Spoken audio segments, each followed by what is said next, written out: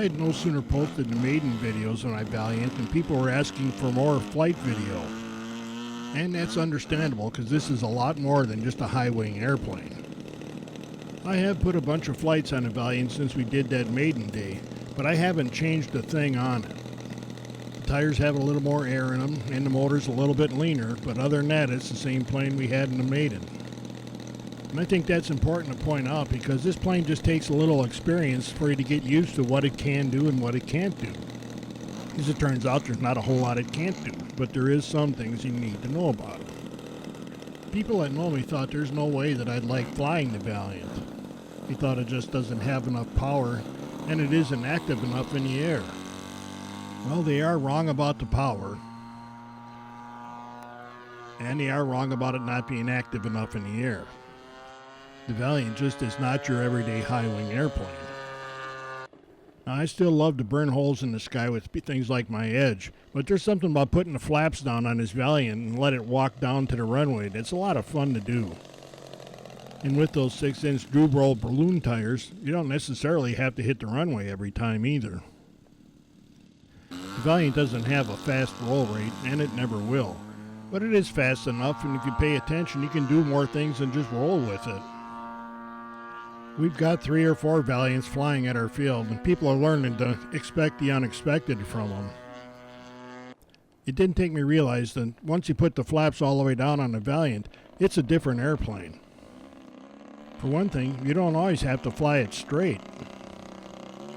Another very important part of this plane is that the rudder is super effective. Using a little cross control with the ailerons, you can do a lot of slow, relatively flat turns with this plane. A lot of times I think it's more fun going slow and doing stuff like this than going real fast. It takes a little getting used to, but a plane this big really will fly this slow and fly with authority. Of course, on days when the wind gets a little gusty, usually one end of these turns can get a little exciting when the wind matches the airspeed and the plane tries to fall out of the sky. But even then, Valiant just needs a little squirt of power and it flies right out of it. A lot of planes, and not just high-wingers, have a problem flying inverted in that you run out of down elevator to hold the thing level. With as much lift as the Valiant makes right side up, I was worried about it not flying upside down very well, but it's steady as a rock. And it has plenty of elevator left over. A lot of times I forget that we're shooting video for a specific story and just start doing things that I like doing with the airplane. I never had a big airplane that would be so stable sideways like the Valiant and do it downwind. That just makes it a little more fun. The Valiant also does rolling circles at about half throttle and does it a lot like a low-wing airplane. I'm not using any rudder to support this, just ailerons and up and down elevator. You can see my timing with the elevator is off when it's heading upwind as it gains altitude. But it's still fun to practice it.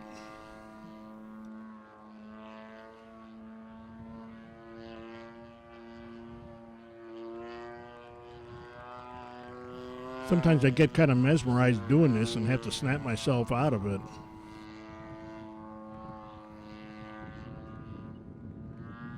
Now this is a descent using Crow. Crows only have full down flaps and the ailerons are both raised up a little bit to create more drag. We have a story on our site on how to do this. What it does is slow the plane down a whole bunch, and the Valiant is exceptional with this because it's so steady. You have to be careful with Crow and make sure you turn it off before you start doing stuff where you need turns, because you do lose some aileron effectiveness. Not a lot, but some.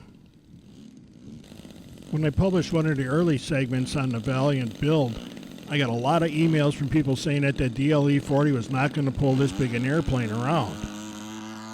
And as so often happens on the internet, that turned out to be hogwash too. It'll keep going up like this until I get tired of it. And if I leave that DLE-40 wide open, straight and level, the Valiant moves right along. I first got impressed with the Valiant when a friend of mine was flying one with a 35 and it was going this fast too. One of the things I wanted to do with the Valiant was to put it on a wireless buddy box so we could put new people on the sticks and show them how easy a plane like this is to fly. Mike, a friend of mine, is actually checking out the buddy box now. This is the first time he's flown a Valiant. So naturally he had to wring it out a little bit. And he figured out how easy it is to go sideways with the Valiant. Another friend of mine, Clark, is now flying the Valiant. He normally shoots the video, but we wanted to put him on here because he's fairly new to gas or airplanes. And you can see that the Valiant's gentle enough that you don't need a whole lot of experience to fly it. I have all of the throws increased a little bit over what they say in the manual, but not much. I tried a lot more throw and it didn't do any good on the airplane.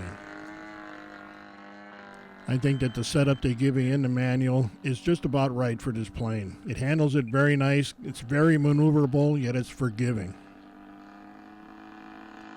If you're looking for a big plane that's a lot of fun to fly, yet not real stressful, you gotta look at the Valiant. You don't need a great big motor or a big field. And the Valiant makes a great platform for showing new people what it's like to fly one of these things.